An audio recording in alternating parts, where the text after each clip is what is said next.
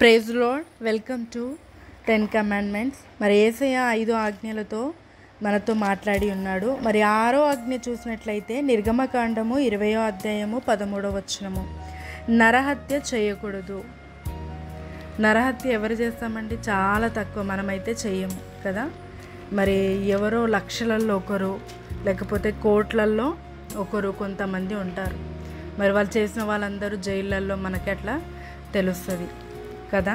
కానీ యేసు ప్రభు ఏమంటున్నాడంటే, కొత్త నిబంధనలో నీ సహోదరుని మీద కోపమున్నా, నీకు తెలిసిన వారి మీద కోపమున్నను అది నరహత్యని అని చెప్తున్నాడు. ఎందుకు యేసయ్య ఆ విధంగా మరి కోపముని నరహత్యగా మరి చేసినట్టు అని ఎందుకు చెప్తున్నాడంటే, హేబేలు కయీను విషయంలో కూడా అదే జరిగింది. మరి కయీను కోపంతోని హేబేలుని చంపేశాడు, అంటే అక్కడ హత్య చేసేసాడు. ఈరోజు చాలామంది మరి అనేకులని చంపారంటే కోపంతోని, పగతోని, అవునా. అందుకే దేవుడు అంటున్నాడు, సూర్యుడు అస్తమించే వరకు నీ కోపము ఉండకూడదు. ఎందుకంటే అది ఒక మరణానికి, ఒక నాశనానికి దారి తీస్తుంది కనుక మరి ఆ సూర్యుడు అస్తమించే వరకు నీ కోపం ఉండకుండా చూచుకో అని చెప్తున్నాడు. మరి ఇది సాధ్యమేనా? ఈరోజు మనం కోపపడని వారు ఎవరము? అందరము కోపపడు అనేది బలహీనత ఉంది, ప్రతి ఒక్కరిలో ఉంది. లేదు అని అంటే మనం మానవులము కాదు. మరి మనం మానవులము కనుక కోపం అనేది ఉంది, కానీ అది జయించే సామర్థ్యము యేసయ్య మనకి దయచేస్తాడు. మరి మనం ప్రతిరోజు యేసయ్య నాలో నుంచి నువ్వు కోపాన్ని తొలగించు, ఆ బలహీనత కొరకు నువ్వు ప్రార్థిస్తున్నావంటే నువ్వు ప్రార్థించిన రోజే జయించి ఉన్నావు. నువ్వు ప్రార్థనలో పెట్టావంటే నువ్వు తెలియకుండానే అది జయిస్తున్నావు, దానిపైన నీకు అధికారము కలిగి ఉందని. ఈరోజు నుంచి మరి కోపం గురించి నువ్వు ప్రార్థించినట్టయితే మరి నీ కుటుంబంలో, నీ తరాలలో నరహత్య అనేది ఈ యొక్క మరి ఆజ్ఞని మనము అధిగమించవచ్చు.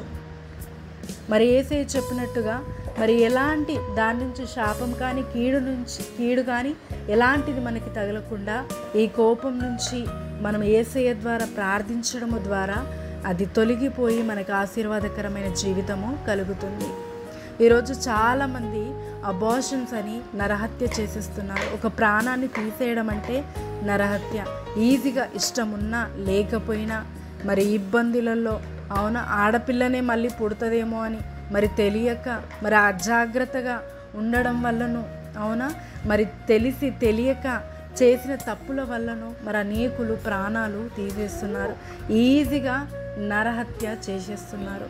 ఈరోజు వాటన్నిటి నుంచి యేసయ్య జ్ఞానం ఇచ్చి విడిపిస్తాడు. మనం ప్రార్థించడము ద్వారా సమస్తాన్ని జయించి ఉన్నాము. ఈరోజు దేవుడు మనకి సులువైన ఈ ఆజ్ఞని, చాలా కష్టము కానీ సులువుగా మరి ఈ ఆజ్ఞని పొందుకునేలాగా ఈరోజు యేసయ్య సహాయం చేస్తున్నాడు. కలిసి ప్రార్థిద్దామా? ఈ ఆజ్ఞని మనలో మరి సామర్థ్యపూర్వకముగా విజయము పొందులాగా ప్రార్థిద్దాము. తండ్రి, యేసుక్రీస్తు నామమున ప్రార్థిస్తున్నాము. ఈ కోపపడము తండ్రి మరణానికి దారి తీసే ఈ యొక్క తండ్రి ఆజ్ఞని జయించే సామర్థ్యము ప్రార్థించడము ద్వారా తొలగిపోయి, ఇదిగో తండ్రి సమాధానము కలుగచేసి ప్రతిదానిపైన విజయం పొందినప్పుడు ఆ కోపం మాలో ఉండకుండా అలాంటి గుణాన్ని దయచేవాడు నీవే తండ్రి.